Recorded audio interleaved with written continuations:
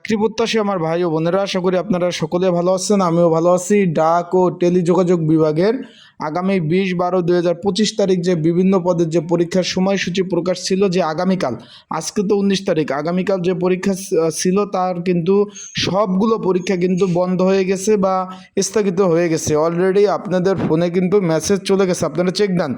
আপনাদের যে অপশন আছে ফোনের, যে মেসেঞ্জার অপশন, সেখানে চেক দিলে দেখতে পারবেন যে পরীক্ষার অলরেডি কিন্তু তারা নোটিশ প্রকাশ করে দিয়েছে।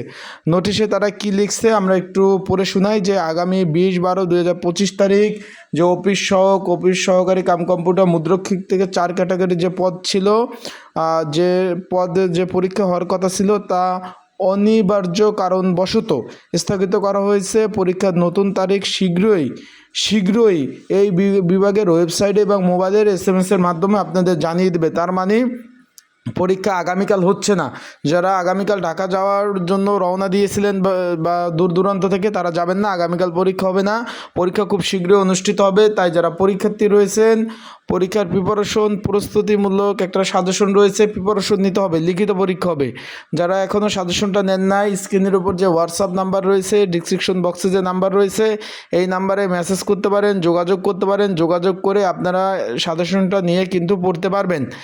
আশা করি বিষয়টা বুঝতে পারছেন। খুব শীঘ্রই এই মাসের শেষ দিকে পরীক্ষাটা হবে বা আগামী মাসের প্রথম সপ্তাহে কিন্তু পরীক্ষা হবে। তারা কিন্তু বলে দিয়েছে পরীক্ষার নতুন তারিখ শীঘ্রই অনুষ্ঠিত হবে। তারা কিন্তু ওয়েবসাইটে সুন্দরভাবে তারা আপনাদের যে মেসেজ অপশন সেখানে কিন্তু সুন্দরভাবে দিয়ে দিয়েছে।